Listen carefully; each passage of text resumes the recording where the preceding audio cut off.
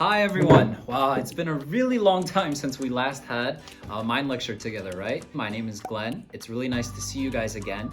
And I'm so sorry that it took me a while to get back to you.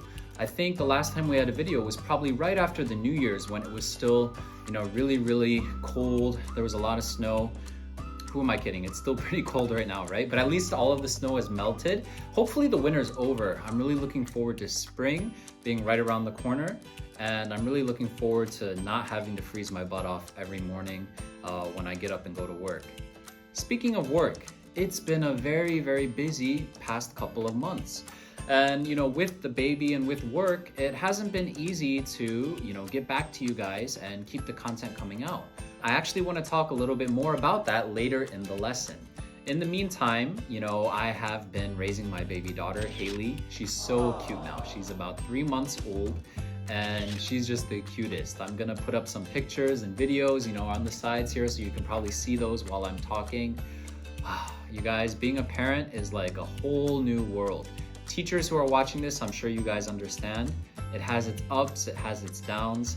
I'm not gonna lie, there's a lot of late nights and early mornings and a lot of waking up in between, including last night, but nothing a good cup of coffee and some good music and talk with friends and coworkers can't solve. So today I'm so excited to get back to you guys with our next lesson. Before we really jump into the meat of today's lesson, let's tackle the appetizer. Let's have a first 5 activity. So what I'm gonna do is I'm gonna give you guys 3 riddles, and I think these riddles get harder as you level up, and I want you guys to read the riddle or listen and take a few minutes either to talk about it with your classmates, family, if you're at home, or just think about it by yourself. But don't cheat and Google this riddle to find the answer, okay? I want you to really think deeply to figure out what the answer is, okay? I'm gonna put it up here for you to read just in case. Number 1, if you have me, you want to share me. If you share me, you don't have me. What am I? Take a few seconds to try to figure it out.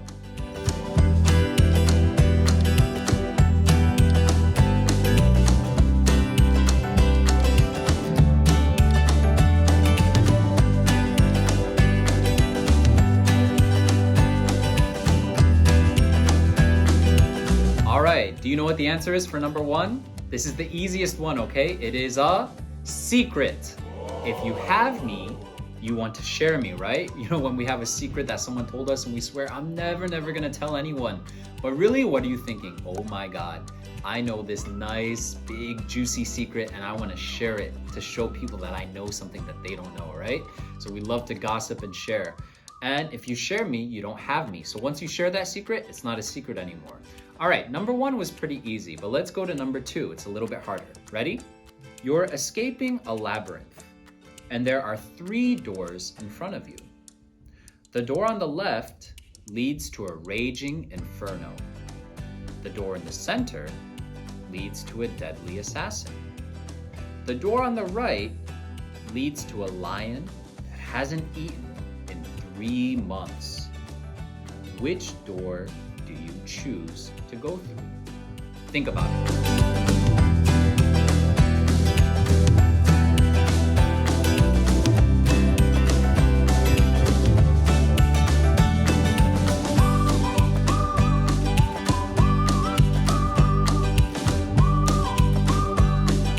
Have you figured out the answer? It's actually a lot simpler than you think. You should choose the door to the right. Why? Because if that lion hasn't eaten in 3 months, that lion's not around anymore to eat you. That lion is already long gone, poor guy. Number 3, I think this is the hardest one out of the 3. Here we go. Turn me on my side, and I am everything. Cut me in half, and I am nothing. What am I? Now this one's a little bit tough, right? Think about it again. Turn me on my side, and I am everything. But cut me in half, and I am nothing. What am I?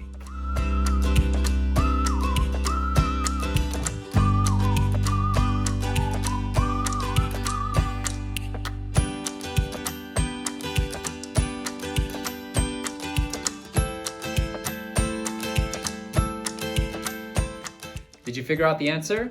It is the number 8. Huh? What? Now maybe you're thinking, what do you mean 8? Well, think about it. If you take the number 8, you turn it on its side, what does that symbol represent? That's the symbol for infinity. And then if you were to take the number 8 or even infinity and cut it in half, all of a sudden you get a 0, which is nothing. So the answer for number 3 was number 8. All right, everyone. So that was our first 5 warm-up. I hope your brains are kind of warmed up because we're going to talk a lot about thinking today. But thankfully, there won't be any more riddles. In the past few lectures, I've given a few examples of what our hearts resemble. I kind of talked about how our hearts are like a busy airport, right? There are hundreds of planes landing and taking off, refueling, unloading baggage, loading baggage, parking at the terminal, connecting with the gate, going to the runway, and taking off. And even more hectic are all the passengers that ride those planes. People line up at the check-in counter to get their tickets, to check in their baggage. And inside the terminal, there's the security check where everyone's all lined up to go through the metal detector.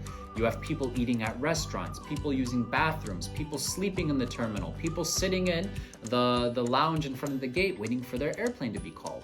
It's a crazy place. And that's kind of like how our hearts are too.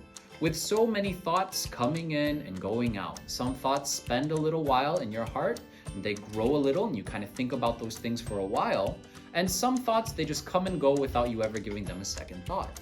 But some thoughts, just like a passenger that stays in an airport for weeks or even months, there really was someone like that, all right? You should really Google that. There was someone who lived in an airport for years. There are some thoughts that take root so deep that they actually become to us no longer a thought, but they become fact. They become truth. And then that thought leads our actions. Now, sometimes this can be for a good thing, sometimes for a bad thing. We've already covered both ends of the spectrum in previous lectures. We talked about how a thought is kind of like a sea turtle that makes its way to the ocean, starting off as a little hatchling, but as it grows and becomes an adult, it gets bigger and bigger and bigger. Now, you guys, if our hearts are so complicated, and if there are so many thoughts, and if these thoughts have the potential to be so powerful, either in a good way or in a really dangerous and sometimes even deceptive way, like we talked about in the last lecture, then we really need to have our heads on straight, don't you think? We really need to be able to think deeply, to assess our thoughts, and to figure out which thought should I follow, which thought should I throw away, which thought is good for me and which thought is bad. But let me ask you guys, and answer honestly, would you consider yourself a really deep thinker? Do you think that you're someone who always makes the right decisions, who always follows the best thoughts, and who knows how to ignore the thoughts that are bad for them? I don't really think so. And I'm not just saying this is about you, this is the same for me and my generation too. You know, let's look at how we live today. You might have heard this a lot before, but people say that we live in a fast-paced society, right? You'll hear this all the time. Oh, today's society is so fast-paced. And it seems like that's a very good thing. We have excellent technology. You can get something on Amazon Prime and it'll get delivered to you like the next day. You can go on the internet and find any information you need. You can Zoom and talk with someone on the other side of the world, like in real time, like that. And that's all really great. But at the same time, what are some of the effects that the society we live in today have on our ability to think? Well, where do we get most of our information and entertainment from? I can name maybe 3 of the biggest sources: YouTube, Instagram, and I think TikTok. But when was the last time you ever watched a TikTok post and you thought about it all day? I wonder, when she was doing that dance cover, like what was she really trying to convey? What was the deeper meaning or hidden message in that? Did you ever think that before? I don't think so. And on YouTube, you'll find all kinds of channels that do encourage you to really think about it and really dwell on it and consider it. But look at the channels you subscribe to. I'll tell you what, most of the channels I subscribe to, I watch them because they're fun and I don't really need to think about it.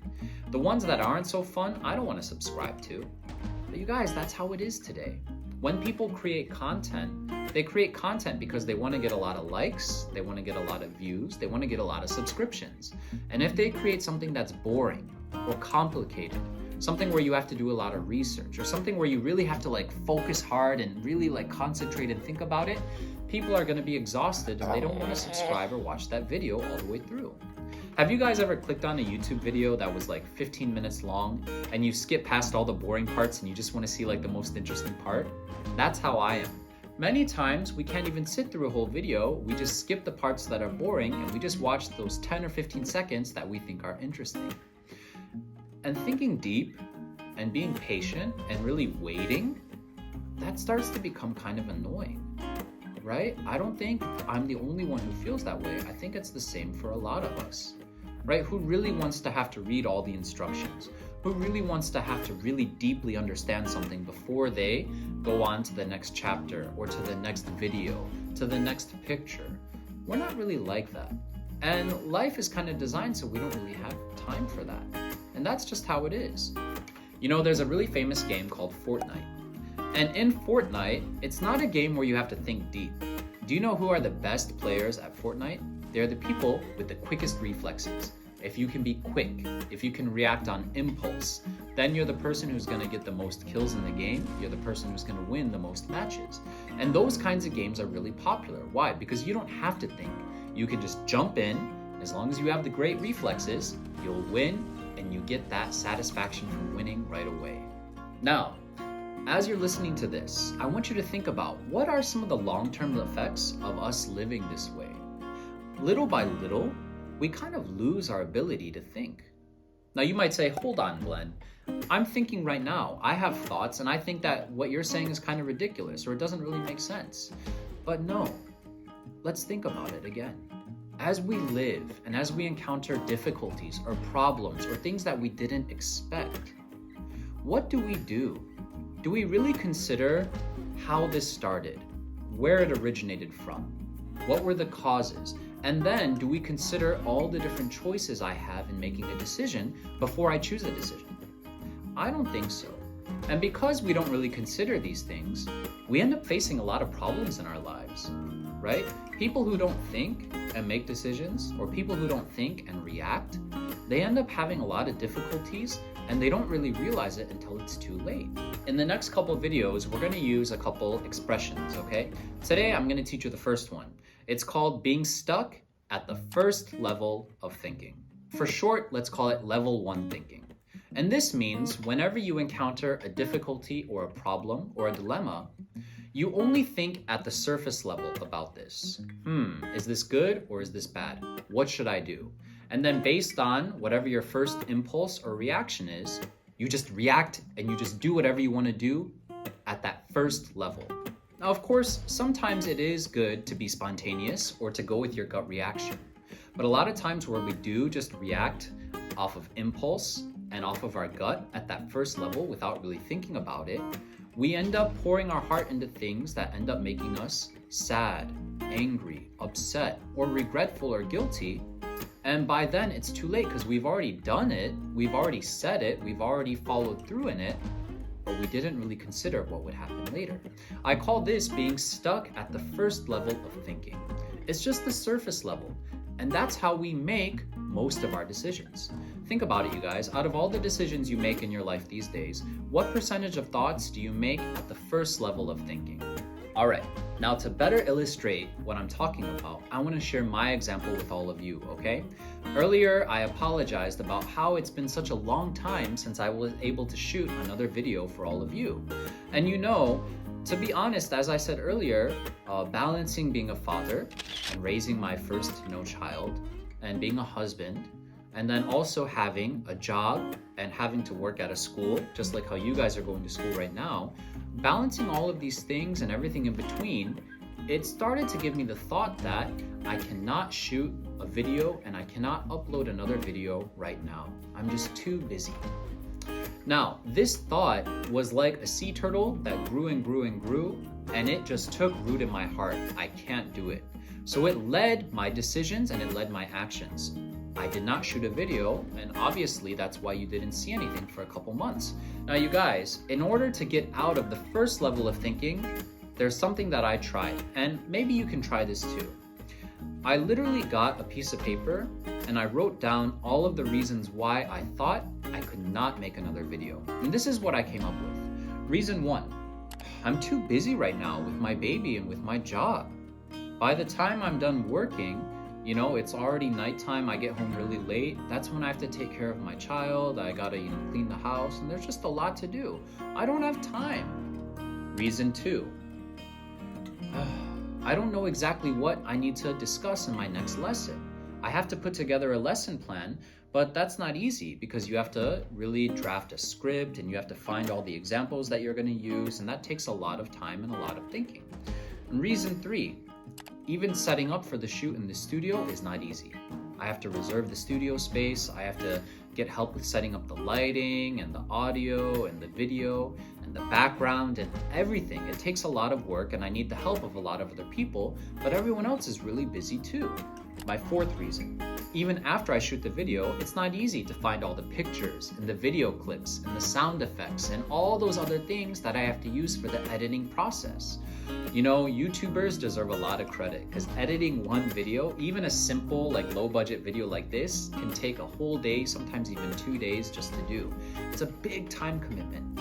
So these 4 reasons were all these reasons that led me to decide at the first level, nope, I can't do it, it's too hard, I don't have time. But after writing them all down, I started to think a little bit deeper about it. Let me really look at each of these reasons one by one and see if they're really true. Are these 100% fact or could they be false? Number 1, I thought about it. I don't really have time. That's not really true. We say that we never have time, but we always have time during the day that we make for ourselves, right? Whether it be to take a break, just to kick back and do what we want. I don't know, maybe to watch Netflix, maybe to, play some video games, whatever it is you do. But actually, when we look at our schedule, we always have time, but because we want to protect that time and we don't want to use it for anything else, what do we always say? I don't have time, don't bother me, I'm busy. Not saying that doing those things and taking a break is bad, but we always say we don't have time when never really thinking if we do or not. And when I thought about it, I realized, actually, I can make time if I really decide in my mind that I'm going to shoot the video. It's just that because I'm being so negative about it, thinking it's impossible, that's why I don't even want to try to find time. So I realized that my first reason was not true. If I really look, I can find time to make the video because there are times during the day where I'm taking a break and I could use that time to put towards this video. Let's look at my second reason. I don't know what exactly I'm going to talk about. Drafting a script and finding examples to use, that's going to be hard. I thought about this again. If I'm having such a hard time coming up with an idea, how did I come up with the first 4 ideas? It's because we have a curriculum that we use. And this curriculum was put together by a team. There are many other people in this team that I work together with, and if I talk to them and ask them for help, they can also give me guidance. We even have a textbook that we use for this class. Obviously, you guys don't have that book, but if I consult that book, I'll find a lot of ideas too. So it's not impossible to make an idea. I can get this idea through help with other people and looking at the materials I have.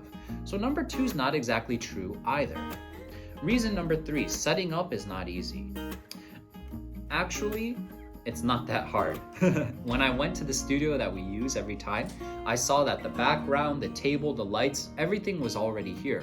I just had to set up the camera, set up the audio, test everything out, and then get started.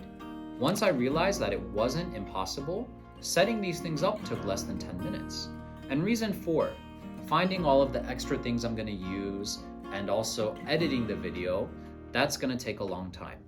It's true. It takes a long time and it's not easy, but it's not impossible. I've already done it 4 other times. And every time I do it, it actually gets a little easier and it also becomes more fun because I'm learning more and more about editing.